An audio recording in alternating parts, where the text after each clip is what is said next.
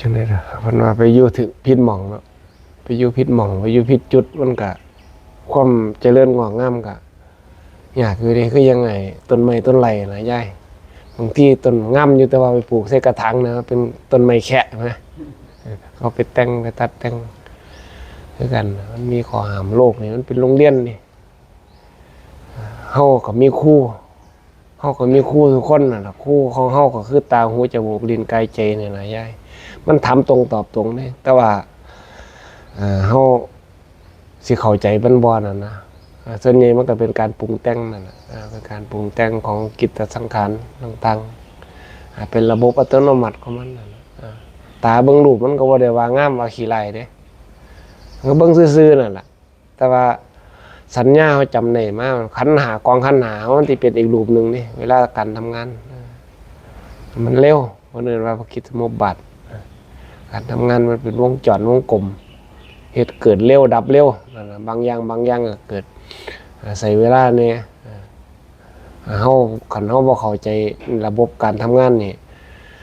มันจึงเป็นเรื่องยากจำเพราะว่ามันเกิดเร็วดับเร็วเฮาสอนจิตเฮาบ่ใครถูกต้องนะมันยังเกิดเป็นมิจฉาสมาธิแน่มันบ่ใครเป็นสัมมา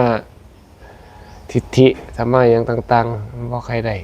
เฮ็ดฝึกหัดพัฒนานี่เฮ็ดยากเด้คันบ่เข้าใจคันเข้าใจนี่โอ้ยโลกนี่เป็นโรงเรียนมันเป็น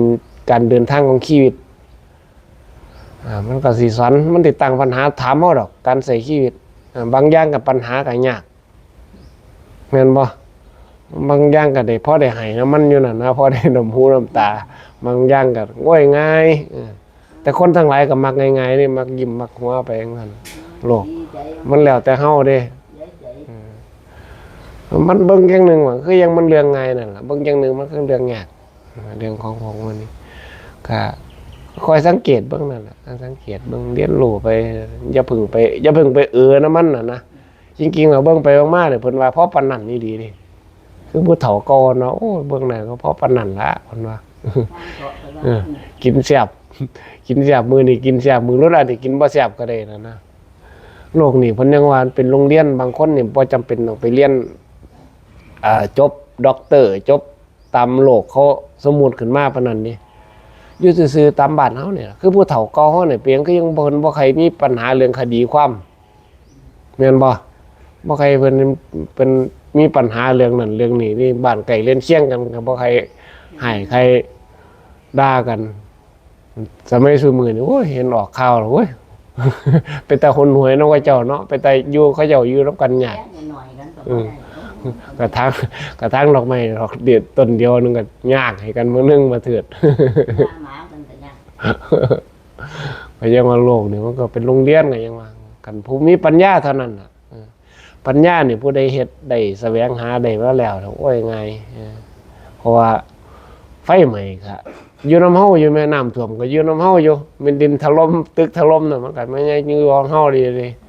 ข้ามภพข้ามชาติไปมันก็ยังเฮ็ดได้อยู่นี่ยังเพาะได้จังว่าคนมันยังฉลาดนั่นน่ะพุทธศาสนาเพิ่นยังเน้นเรื่องกรรมกรรมุนาวัตติโลโกนั่นน่ะสัตว์โลกยังเป็นไปตามกรรมมันว่าเขาก็เรียนรู้ฝึกหัดพัฒนาไปเรื่อยๆเขาเข้าใจสิ่งใดเขาก็เฮ็ดเป็นวัดนะครับขอให้จิตใจเขามีวัดน่ะยังเว้าอยู่บ่เซานั่นล่ะเดี๋ยวนี้คนมันหนีโรงเรียนว่าแต่เด็กน้อยเด้คือยังโบราณอาจารย์บัณฑิตทั้งหลายมันตั้งไว้นี่เดือนนึงให้มา4เที่ยนี่จุดเริ่มต้นของเจ้านี่มาใจมันขาดนั่นนะวันพระเดี๋ยวนี้เริ่มห่างไปคนบ่ใครเข้าวัดเพราะว่ายังบ่ใครเข้าใจนั่นน่ะคือเข้าวัดมานี่มามันเป็นสังคมนึงเพื่อเคารพนอบน้อม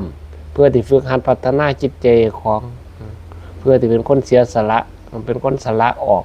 ซึ่งเป็นการสลัดออกซึ่งความ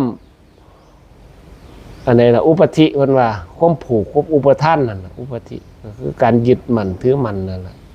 ว่าโอ้ยเฮียนเฮาก็จังซั่นจังซี่แล้วนะถิ่มเฮียนก็บ่ได้แล้วนะคันมีจากเฮียนไปผู้ใดสิเฝ้าเฮียนให้พอว่า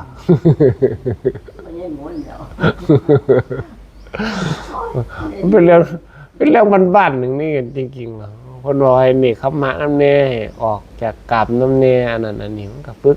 ค่อยหัดไปนั่นน่ะเรียน เดี๋ยวมันก็เข้าใจเองดอกผู้พันมาแล้วเป็นเอาโมทนาบุญเนาะมือละเล็กมือละน้อยก็ได้ฟังเป็นหัวขอคิดไป